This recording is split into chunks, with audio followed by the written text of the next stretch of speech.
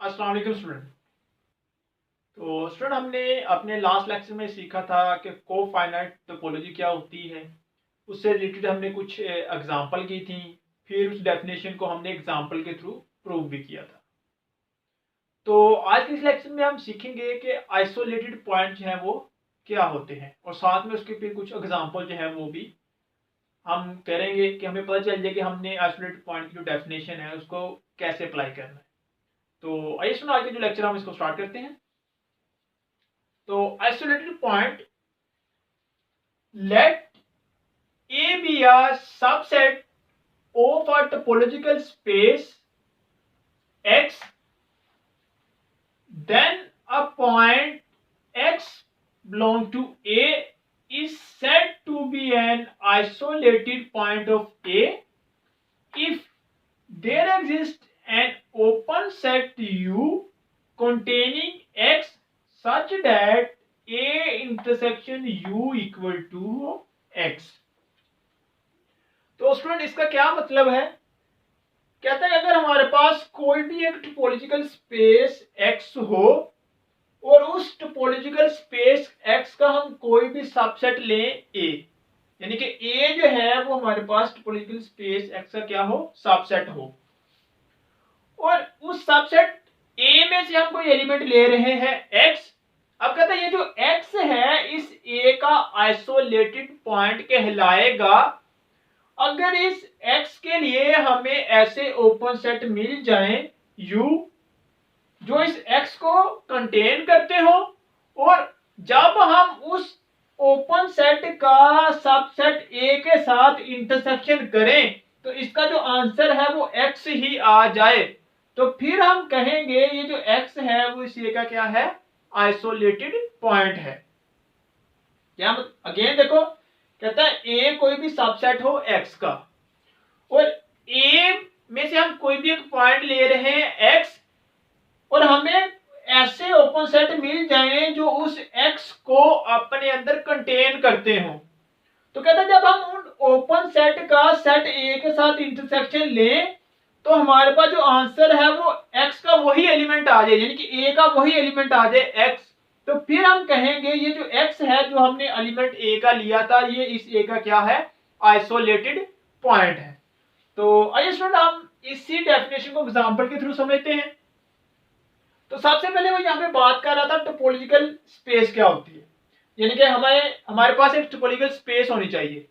तो यहाँ पे हमने लेट कर लिया एक्स हमारे पास कोई भी एक नॉन एम्प्टी सेट है, और ये हमने कलेक्शन ली है टा जो कि इस एक्स के ऊपर क्या बना रही है, टोपोलॉजी बना रही है, और ये हमारे पास एक्स टा जो है पेयर होता है वो टोपोलॉजिकल स्पेस कहलाता है। इसका मतलब एक्स टा जो हमारे पास एक टोपोलॉजिकल स्पेस है। अब हमने एक जो है ए इस एक्स का सबसेट ले लिया और इसके अंदर एलिमेंट है ए बी सी और डी। तो हमने इस ए के एलिमेंट को चेक करना है कि इनमें से कौन से एलिमेंट जो है वो इस ए के आइसोलेटेड पॉइंट हैं और कौन से नहीं है। तो आइए एक एक करके हम इनको चेक करते हैं। सबसे पहले ए को चेक करते हैं। फॉर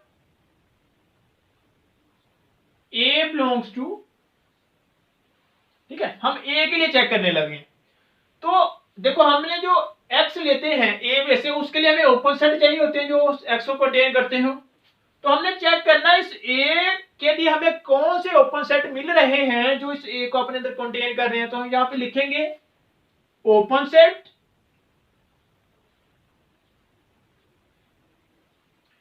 containing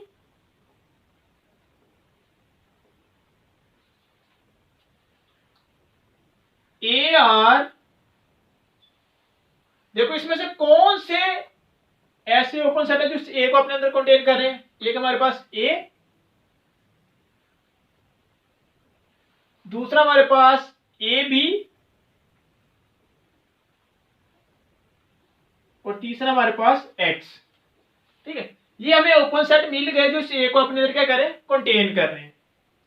अब इनको हम चेक करते हैं इस ए के साथ इंटरसेक्शन लेके हमारे पास आंसर क्या आता है। तो सबसे पहले हम इसका चेक करते हैं, A intersection set A.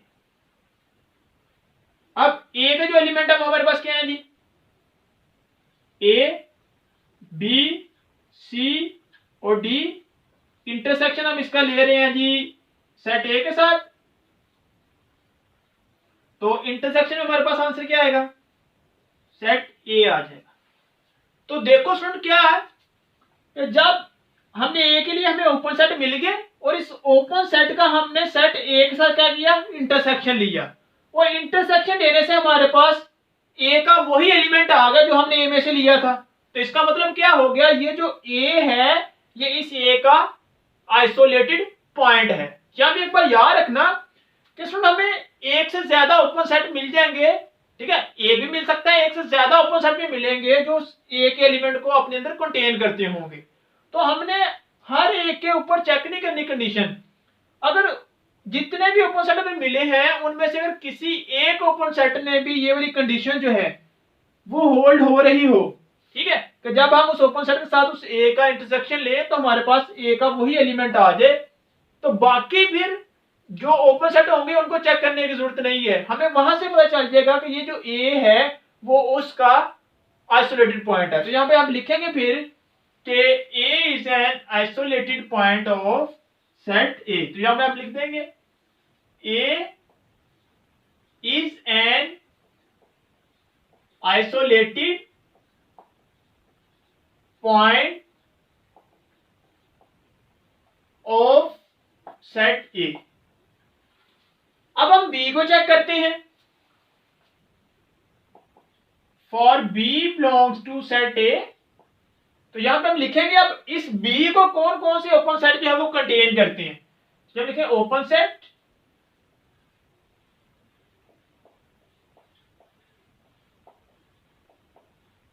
Containing b r, एक तो सेट बी कर रहा है कंटेन, दूसरा ए बी और थर्ड एक्स। अब इस सेट का हम ए के साथ इंटरसेक्शन लेते हैं, हमारे पास क्या आता है, सबसे पहले इसका ए इंटरसेक्शन सेट बी, तो आप देख सकते हैं कि ए के एलिमेंट जो है वह ए बी सी डी, तो जब हम इसका इंटरसेक्शन लेंगे तो हमारे पास क्या आ जाएगा, सेट बी ही आ जाएगा, कि जो हमने ए का एलिमेंट लिया है उसके लिए हमें जो ओपन सेट मिले हैं उनका जब हमने इस ए के साथ इंटरसेक्शन लिया तो हमारे पास क्या आ गया, ए का वही एलिमेंट आ गया। इसका मतलब क्या हो गया कि बी जो है वो इस ए का क्या है, आइसोलेटेड पॉइंट है। तो यहां पे हम लिख देंगे b is an isolated point of set A। अब इसी तरह हम C को चेक करते हैं,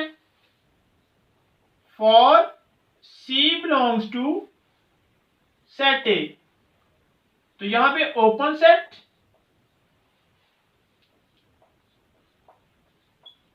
containing C। अब C के लिए अगर हम देखें कौन से इसको ओपन सेट कंटेन कर रहे हैं तो हमारे पास सिर्फ X ही आएगा, इज X, सिर्फ X ही क्या कर रहा है जी, इस C को अपने अंदर कंटेन कर रहा है।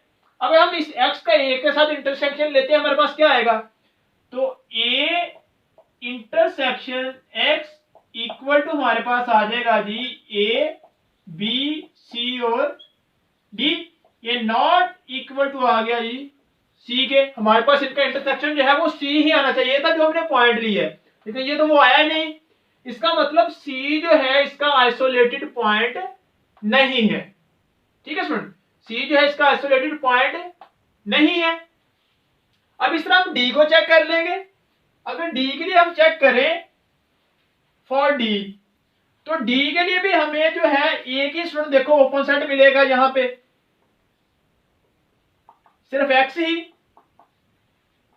तो जब हम इस x का अगेन इस a के साथ इंटरसेक्शन लेंगे तो यहां से हमें पता चल जाएगा कि इंटरसेक्शन आ जाएगा a b c और d, ये नॉट इक्वल टू आ जाएगा d के, क्योंकि आइसोलेटेड पॉइंट की डेफिनेशन ही यही है कि जो हम पॉइंट ले रहे हैं उसका इंटरसेक्शन भी वही आना चाहिए। तो ये नहीं आ रहा, इसका मतलब डी जो है वो भी इसका आइसोलेटेड पॉइंट नहीं है। तो हम लिख देंगे C and D are not isolated point